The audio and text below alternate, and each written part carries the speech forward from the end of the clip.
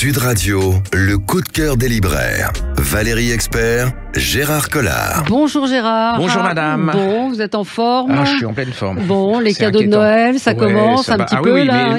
Mais on vit dans une époque incroyable parce que je trouve que les cadeaux de Noël, bientôt on va les faire en octobre. C'est-à-dire que non mais c'est hallucinant. Hein. Les calendriers de l'Avent, on va les mettre fin septembre. Les agendas, on en a déjà plus. C'est une époque qui va plus vite que... Voilà, c'est assez On incroyable. peut faire un petit coup de gueule pour changer? Ah bah oui, allez. C'est les coffrets. Les éditeurs qui maintenant, au lieu de publier des livres, publient des non-livres avec des tasses, avec J'en peux plus. des pierres, des n'importe quoi, enfin des moules à gâteaux. Des trucs à cookies. Mais ça doit marcher parce que... mais ça marche parce que les gens font pas d'efforts. Enfin, c'est un manque d'imagination le plus dire, total. voilà, on a un petit cadeau et un ersatz de livres avec. C'est incroyable dans ce qu'on appelle les nouveautés, le nombre de coffrets comme ça. Et c'est mon combat parce que je trouve... Alors, c'est vrai que d'un côté, ça vous permet de financer des livres de moi. Mais je trouve qu'on se croirait, je sais pas, une solderie. Non, mais je me suis retrouvée dans un endroit, une grande surface où ils vendaient des livres. Il y avait pratiquement plus de coffrets que de livres. Bref, parlons des choses positives. Il y a le Salon du livre et de la jeunesse en Seine-Saint-Denis jusqu'au 4 décembre. Donc tout le week-end, vous avez encore le temps d'aller faire un petit tour là-bas. C'est là où vous pourrez rencontrer des auteurs et puis découvrir tout ce qui se fait en matière de livres jeunesse. On va vous en proposer quelques-uns dans un deuxième instant. partie de l'émission. Absolument. Parce qu'on est d'une logique implacable. Implacable, voilà. oui, je l'ai fait tout de suite. Alors, votre coup de cœur. Oui, alors là, c'est vraiment un événement. Enfin, moi, ça m'a... J'avoue que le nombre de livres qui paraissent mais qui vous apprennent pas grand-chose, hein. Il y a des livres qui sont super bien écrits, enfin la totale, où vous prenez un grand plaisir, mais là c'est quelque chose en plus, c'est-à-dire quelqu'un que je ne connaissais pas du tout. Ça vraiment pour moi ça a été quelque chose, une révélation. C'est Henriette Chardac, en plus elle écrit très bien. Ça s'appelle L'oublié de Salerne et c'est aux éditions du Passeur. Et le Passeur ils font des romans et des choses comme ça qui sont un peu différents de ce que les gens faisaient ou font. Voilà. Oui. Alors c'est l'histoire. On est au XIe siècle. Hein. C'est l'histoire d'une femme. Je lis ma fiche parce que j'ai peur de louper plein de trucs. Parce que c'est la première femme qui a suivi des cours à l'école de médecine. On est au XIe siècle. Hein. C'est-à-dire que les femmes, normalement, elles faisaient pas... Alors, faut dire que son père était médecin. Il était marié à un urologue. À l'époque, déjà, ça existait. Alors... elle habite à Salerne, hein, on est en Italie. Et alors, écoute, accrochez-vous, parce que c'est la première femme médecin. Elle a été gynéco, elle a été obstétrique, elle a été pédiatre, elle a été chirurgienne, elle était ophtalmo, elle était esthéticienne, psychologue et psychothérapeute. Vous imaginez le chose. Alors, elle va apprendre son métier à l'hôpital. Alors, il y avait un hôpital à Salerne qui était un hôpital école, c'est-à-dire que c'était très rare. On apprenait à la médecine. On n'avait pas de diplôme, mais on pouvait exercer et c'est exceptionnel. C'est en tant que femme de faire ce genre de choses.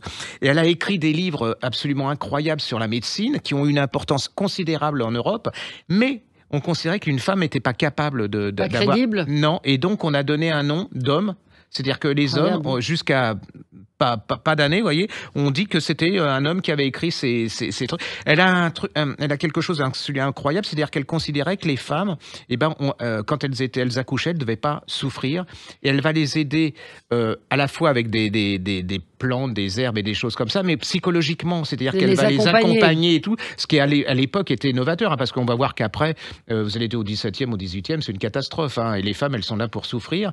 Elle parle, moi j'ai du mal à parler français, elle parle l'hébreu, l'arabe, l'italien, le latin, c'est une femme absolument incroyable. Et en plus, dans ce livre, alors c'est un livre d'aventure, hein, c'est-à-dire que vous suivez cette femme.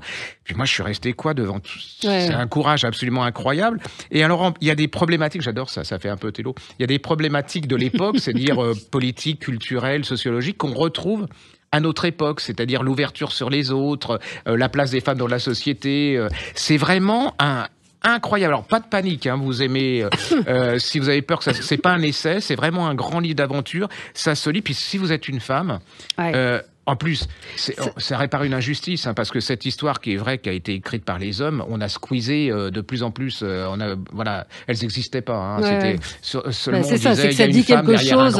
Ça dit quelque chose sur et là, les femmes. Elle remet en lumière une des femmes les plus importantes pour la médecine européenne. Allez-y, ça s'appelle L'oublié de Salerne d'Henriette Chardac. C'est chez Le Passeur. Le Passeur, c'est parfait pour Noël et pour les fêtes. Vous êtes maman au lieu d'offrir le dernier Amélie Nothomb qui est ce qu'elle est, mais voilà, offrez ça parce que votre mère et vos pères et tout ça vont découvrir quelque chose d'extraordinaire. Alors là aussi, pour passer un bon moment, les enfants du Blizzard, Mélanie Benjamin. Oui. Mélanie Benjamin, on l'aime beaucoup. Nous, elle avait publié les signes de la 5e avenue, qui était un de nos livres fétiches. Culte, la Dame du Ritz. Et là, en fait, c'est un livre totalement différent parce que s'intéressait un peu à la bourgeoisie américaine. Voilà. Là, c'est une histoire vraie. Ça fait partie de l'histoire américaine, c'est peu connu. C'est qu'en janvier 88, un blizzard énorme s'est abattu dans les plaines du Dakota. Et donc, ça se passe évidemment à la campagne, les enfants sont à l'école. Et puis, à l'heure de la sortie, ce blizzard fait que les 2 jeunes femmes qui gardent les enfants dans cette école se disent qu'est-ce qu'on fait ? Est-ce qu'on les laisse sortir et repartir chez eux ? Ou est-ce qu'on les garde à l'intérieur, mais en sachant qu'on n'a plus de bois ?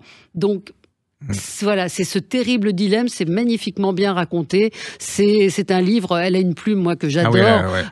Donc vous êtes, c'est un bon roman de comme vous dites, de détente, mais extrêmement bien écrit, avec des personnages. Ces 2 jeunes femmes sont incroyables. Et je trouve qu'elle n'a pas la place qu'on... Ah bah non, en France, qu'elle mérite. On en parle très peu. Hein, c'est vraiment... Et ça s'appelle Les enfants du blizzard. Donc Mélanie Benjamin, c'est chez Albin Michel. Vous savez, on avait adoré le roman qui se passe en Égypte, vous savez, qui a reçu le prix du premier roman. Qui a eu le concours de la Griffe Noire, ce que je sais de toi, d'Éric Chacour. Voilà, absolument, qui était. Et là, c'est Philippe. Alors moi, j'ai que des retours formidables. Aussi, c'est un livre. Alors, s'il y a un livre à acheter pour Noël qui va plaire à tout le monde, ce que je sais de toi, Éric Chacour, chez Philippe Ray, vous êtes sûr que ça plaît ? C'est une découverte des libraires. Avant de tout le monde, c'est vraiment les libraires qui ont pris ça en main et ils en ont fait quelque chose d'extraordinaire. Et ça aurait dû être pour nous le vrai Goncourt. Enfin, ceci dit, le Goncourt n'est pas, pour une fois, c'est lisible. Quoi. Voilà. Et Philippe Ray édite une chose que j'ai adorée, c'est de Salah Badi, ça s'appelle Des choses qui arrivent. Ce sont des nouvelles. Alors c'est compliqué les nouvelles parce que les gens, je sais la pas. Semaine dernière, et c'est c'est entre les années jusqu'à notre époque, 1982. L'Algérie, ça se passe en Algérie, et c'est l'histoire de. Alors vous avez, il y a un musicien, il y a par exemple un couple qui veut ouvrir une machine à nettoyer, enfin une laverie. Une laverie, oui. Il y a plein de petits personnages comme ça, et c'est leur lutte pour exister alors que ils sont bousculés par l'histoire. Je veux dire, il y a les salafistes, il y a tous les gens qui sont comme ça. L'Algérie, et puis c'est une société quand même relativement sclérosée, qui est sous Bouteflika, où les jeunes sont un peu opprimés, ils savent pas. Et c'est des portraits. Alors, il y a un portrait d'Alger qui est absolument somptueux, ça donne vraiment envie, mais sans cacher aussi le côté sombre d'Alger, la condition de ces gens, c'est terrible quand on voit la condition de ces gens.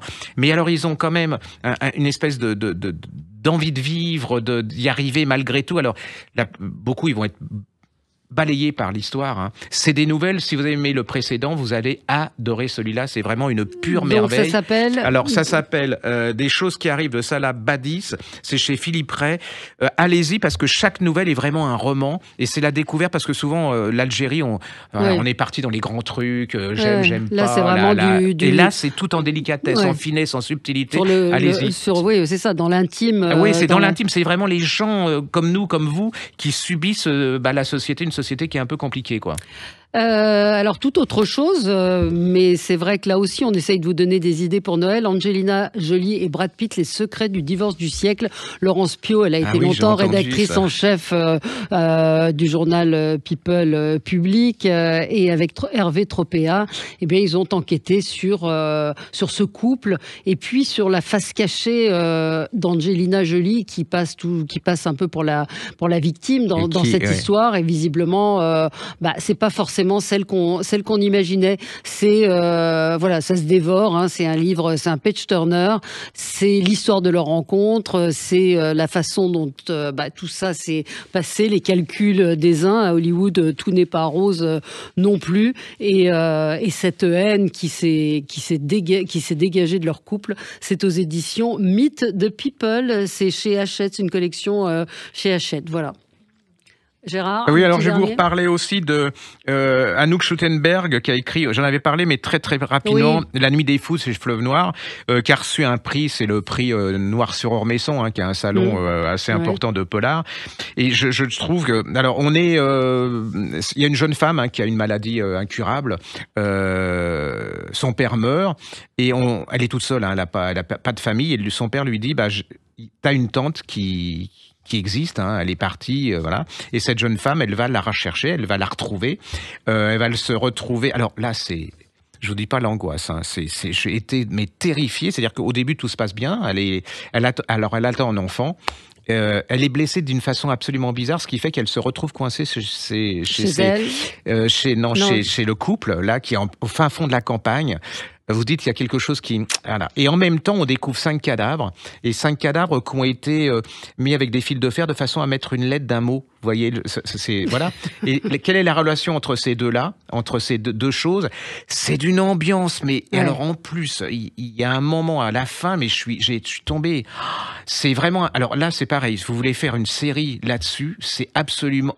incroyable. J'en avais pas assez parlé. Et, c'est vraiment une révélation pour moi, ce bouquin. Ça s'appelle La Nuit des Fous de Arnoux Schuttenberg chez Fleuve Noir. Allez-y. Alors, si vous êtes un peu en dépression, vous laissez tomber. Si vous attendez un enfant, vous laissez tomber. Mais si vous avez rien de spécial, vous y allez, vous allez découvrir une auteure. Moi, j'ai tout relu. J'ai redécouvert. C'est vraiment une découverte, cet auteur. Allez, on se retrouve dans un instant. Puis il y aura peut-être des idées de livres pour enfants et de cadeaux de Noël. À tout de suite. Sud Radio, le coup de cœur des libraires. Valérie Expert, Gérard Collard. Et on est ensemble avec vous, un coup de cœur pour les éditions Lithos, Raymond Radiguet, Le Diable au corps, et le bal du comte d'Orgel. C'est beau. Très bonne idée de réédition, parce que c'est des livres dont on entend parler, des titres qu'on connaît, qu'on n'a pas forcément lus. C'est le 100e anniversaire de la mort de Raymond Radiguet. Vous le saviez évidemment, et donc voilà, c'est très très joli objet, cadeau d'assiette. Cadeau d'assiette. Alors ça, allez-y, c'est vraiment une pure merveille, c'est magnifique, je trouve. Magnifique, très belle réédition. Et puis les éditions Lithos republient Maurice Barrès, écrivain totalement oublié. Alors si vous voulez découvrir et aller au-delà des caricatures, Maurice Barrès, Un destin solitaire, c'est aux éditions du Cerf. Estelle Anglade-Trubert publie ce portrait de Maurice Barrès qui est extrêmement documenté, qui explique l'importance qu'il a eu, qu'on n'imagine pas, c'est-à-dire qu'on le catalogue extrême droite, antisémite, c'est beaucoup plus subtil que ça. C'est aussi toute l'ascension de ce jeune Lorrain. Moi, ça m'a passionné, qui monte à Paris. C'est un dandy, mais voilà, qui est quand même attaché à ses racines. Qui a une importance sur les élites, et alors qui a été complètement gommé, comme Bernanos, et lui, parce qu'ils étaient considérés comme d'extrême droite. Mais si on veut comprendre ce qui s'est passé après en 1930, dans les années 30 et tout, il y a l'affaire Dreyfus et tout. Il faut connaître Maurice Barrès et relire. Alors après, on aime ou on n'aime pas, mais il faut relire ce qu'ils ont fait paraître, La colline inspirée chez Lithos, Un jardin sur l'Oronte, Maurice Barrès. C'est vrai que ça fait vraiment partie de ces gens qu'on a complètement squeezés. Mais pour comprendre, il faut lire la biographie qui est parue aux éditions du Cerf. Maurice Barrès, Un destin solitaire, d'Estelle Anglade-Trubert. La couverture est belle en plus. Oui, la couverture est très réussie. Ça donne envie. Mais c'est au-delà de l'autre, même si vous dites je connais pas. C'est vraiment l'histoire d'une époque. C'est la haine avec Zola, puis comment Romain Rolland le détestait. Léon Blum et Mitterrand l'ont encensé. Mitterrand, je me souviens dans sa bibliothèque, il y avait beaucoup de livres de Barrès. Donc c'est quelqu'un qui politiquement a été très important. Alors ça c'est pas pour tout le monde, je le reconnais, mais bon, Proust, moi c'est un peu c'est mon idole. Et ils viennent de faire paraître. Alors c'est vrai que c'est pas pour tout le monde, qu'il y a beaucoup de gens qui n'ont pas d'argent. Enfin, je comprends. Ils viennent de faire reparaître la correspondance intégrale de Proust chez Plon. Alors attention, c'est 4 500 €. C'est 450 €. Ah ouais, non, on se calme. Mais c'est quand même 450 €. Alors c'est sur papier bible, c'est 12 000 pages quand même. C'est toilé, c'est marqué alors 22 carats, et il y a une postface de Jean-Yves Tadier. C'est absolument merveilleux. Moi, Bon, j'ai économisé parce que très longtemps, pièce par pièce, j'ai fait et je me le suis pris parce que pour moi, c'est voilà. Oui, c'est un bel objet déjà, c'est un objet formidable. Et la postface, alors si vous n'avez pas les moyens d'avoir la correspondance de Proust, il y a déjà des extraits dans des collections de poche. Et puis la postface est faite de Yves Tadier. Et Yves Tadier, c'est un des plus grands biographes de Proust. Et ça existe en folio, en petite collection, en 2 tomes. Donc allez-y, déjà vous aurez ça. Et puis il y a une collection qui est chez Plon aussi, par plusieurs tomes. Donc vous pouvez le faire au fur et à mesure. Bon, mais ça, c'est c'est une merveille pour moi. C'est comme si on m'offrait la couronne de la reine d'Angleterre, quoi. Voilà. Mais alors, je reconnais que c'est 450 € et que c'est pas accessible à tout le monde. Non, mais si vous avez dans votre entourage des gens qui sont fous de ça, et si vous avez les moyens, voilà, vous faites une cagnotte. C'est un très très beau, c'est magnifique, c'est un objet absolument sublime. Ouais. On peut parler de Cocteau aussi, dont c'était l'anniversaire de la mort. Alors moi j'aime beaucoup cette maison d'édition, les éditions des Saint-Pères, qui publient en général, vous savez, des manuscrits. Donc là aussi, ce sont des cadeaux absolument fabuleux, des cadeaux hors normes. Vous avez le manuscrit de Stendhal, ils ont fait Louis-Ferdinand Céline, et je trouve que celui-ci est particulièrement réussi. C'est Jessica Nelson qu'on aime beaucoup, qui est une auteure formidable. Il faut lire chez Albin Michel. Chez Albin Michel, vous pouvez lire. Et là, elle publie Jean Cocteau par Dominique Marny. Alors Dominique Marny, c'est la petite nièce de Cocteau. Et alors, cette fois-ci, ce n'est pas un manuscrit, mais c'est une promenade dans l'univers de Cocteau, avec beaucoup de dessins inédits qui vous plongent vraiment dans ce foisonnement créatif, et qui vous explique un petit peu aussi l'importance. Regardez ça, c'est magnifique. Hein. Alors là aussi, c'est un très beau coffret, c'est un livre d'art, c'est un livre cadeau, mais c'est franchement très très réussi. Il y a des thématiques, on vous explique l'importance. Évidemment, il y a tout ce qui touche Cocteau, les dessins, les cabinets de curiosité. Enfin, franchement, très beau cadeau. Et je trouve que Cocteau, sa plus belle œuvre, je l'ai répété, c'est sa vie quand même. Parce que moi, je n'accroche pas forcément à tout de Cocteau, mais quand on lit sa vie, les biographies, quand on voit les gens qu'il a rencontrés, c'est incroyable, quoi. Et je trouve que sa vie, c'est toute une histoire de la littérature et de la culture française des années 1914 jusqu'à sa mort, je sais plus, dans les années 2000 ou 1990, quelque chose comme ça. C'est vraiment magnifique. Et ses dessins, enfin sa peinture, je trouve. Non, mais c'est magnifique. Donc là, vous avez des extraits de manuscrits. Il y en a, puisque c'est quand même le propos de cette maison d'édition, qui sont souvent inédits. Il y a des photos, il y a des extraits, il y a c'est absolument formidable comme œuvre. Regardez-moi ces dessins, c'est et puis je veux dire, les livres, c'est des objets aussi. Ça remet en valeur un livre. Je savais pas, moi, qu'il avait dessiné pour Harper's Bazaar, par exemple. Non, vous allez découvrir plein de choses autour de Cocteau, sur sa vie, sur très très beau livre. Donc Jean Cocteau, Chambre avec vue, aux éditions des Saint-Pères. Alors c'est les enfants, vous avez dit. Les enfants. Alors vous savez, il y a plein de calendriers de l'Avent, super, mais il n'y a pas tellement, je trouve, pour les tout petits. Et là, ils ont fait paraître le compte à rebours de Noël, calendrier de l'Avent avec des rabats. On y est là. Oui, là, ça va commencer. Parlez bien dans le micro. Je sais plus comment, voilà. Et regardez, c'est vraiment pour les plus petits. Alors, c'est pas facile, à la radio, de montrer des livres, mais c'est un calendrier de l'Avent, effectivement. Il y a des petites languettes, et dans les languettes, il y a des petites histoires. Parlez bien dans le micro, parce qu'on vous entend pas du tout. C'est des petites histoires. Regardez. Oh, c'est joli, les boules de neige. Il y a les boules de neige, donc vous ouvrez les boules de neige, et dans chaque boule de neige, il y a une petite histoire. Et ça, c'est vraiment fait pour les plus petits. Donc allez-y, ça s'appelle le compte à rebours de Noël.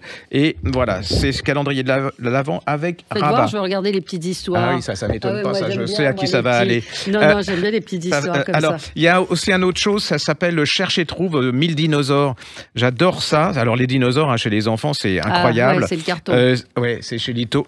Ça, c'est genré. Non, même les filles, elles adorent les dinosaures. Attention, et donc, regardez, les illustrations, vous regardez sur podcast, ça c'est pas compliqué, vous allez sur Sud Radio. Mais c'est vrai que les dinosaures, c'est toujours un carton chez les enfants. Moi, j'ai été conseillée à la Griffe Noire, j'ai eu un succès fou avec les livres que j'ai achetés. Et alors là, vous avez tous des paysages avec des dinosaures, et en haut, vous avez différents types de dinosaures. Il faut retrouver dans le paysage le dinosaure. Et ça cartonne, mais c'est absolument incroyable. Et puis vous aurez la paix pendant qu'ils cherchent. Oui. Alors, autre chose. Allez, Cherche et Trouve, c'est génial. Cherche et Trouve 3D. Alors ça, c'est une manière, je trouve, d'apprendre l'histoire absolument incroyable. C'est chez Ozu. Alors regardez, déjà le truc est sympa, mais alors ce que j'adore, Ah, et nous, on aime bien ça avec Gérard. Nous, on est restés des grands enfants. Donc, ce sont des livres pour enfants avec les... Comment ça s'appelle en 3 dimensions. Oui, c'est comme des pop-up. Comme des pop-up, voilà. Et alors, vous avez en bas de la page des personnages qu'il faut que vous retrouviez dans le décor. Ouais. Et je trouve que ce genre de livres sont super sympas parce que ça permet de dialoguer avec les enfants. Souvent, on leur file le livre. Bon, ils lisent le livre, point final. Et là, surtout, vous allez apprendre l'histoire, quoi. Ça va du Machu Picchu. Alors, moi, les pyramides. Ça, c'est oui, puis alors lequel c'est votre préféré? Regardez, il y a des pyramides. Ah oui, avec le Sphinx, non, c'est magnifique. Et vraiment, le Taj Mahal. Le Taj Mahal, c'est pas beau? C'est absolument. Alors, pareil, n'attendez pas, parce qu'il y en a plus beaucoup. C'est vraiment. Chez Ozu, et c'est vrai que les pop-up, ça marche. Ah, j'adore. Ça marche très bien parce que vous partagez avec l'enfant et c'est très chouette. Et alors, autre chose, c'est vieux comme Hérode, enfin, c'est vieux comme moi. Ça s'appelle la famille Passiflore, ça s'appelle Pirouette et Nymphéa. Moi, alors, absolument, au niveau, je vais vous montrer les illustrations. C'est aux éditions David Maguin. Oui. Regardez déjà la couverture. C'est très beau. C'est très beau. Et regardez. Oui. Alors, on est à la radio, hein, Gérard, donc on va décrire. Mais c'est des petits tableaux. Oui, on a l'impression d'être chez Monet. Les petits chez Monet, exactement. Voilà, c'est ça. Il y a un peu avec la famille Lapin. Voilà, il y a une très jolie histoire. C'est tout en romantisme. C'est presque en Angleterre avec vous savez, les scones, la théière et voilà. Ouais, donc ça s'appelle La famille Passiflore, Pirouette et Nymphéa. Et c'est de Loïc Juan Nigaud. Voilà. Très beau. Et puis encore un petit dernier. Puis, le petit dernier, vous voulez que je vous parle de la cuisine juive à New York. C'est pas du tout pour les enfants, c'est pour les mamans et les papas, garçons et filles. Babka, pastrami et bagel, c'est Annabelle Chakmes. C'est vous qui m'en aviez parlé pour la première fois. Elle avait fait des bouquins sur la street food et là, elle est partie à New York à la recherche de la cuisine juive classique new-yorkaise. Donc vous avez les recettes. La sour cream borscht. Je trouve que la couverture est très réussie. Les photos sont magnifiques. Donc, il y a énormément de recettes. Et puis, vous allez redécouvrir avec ces photos l'histoire de cette cuisine juive qui, évidemment, marque la vie de New York. Ces photos sont incroyables. Les pierogi, le cholent. Vous savez ce que c'est? C'est du paleron de bœuf avec des haricots blancs. Bon, c'est peut-être pas pour vous. Non. Il y a les gravlax. C'est un incontournable, vraiment un incontournable pour ceux qui aiment la cuisine. Indispensable.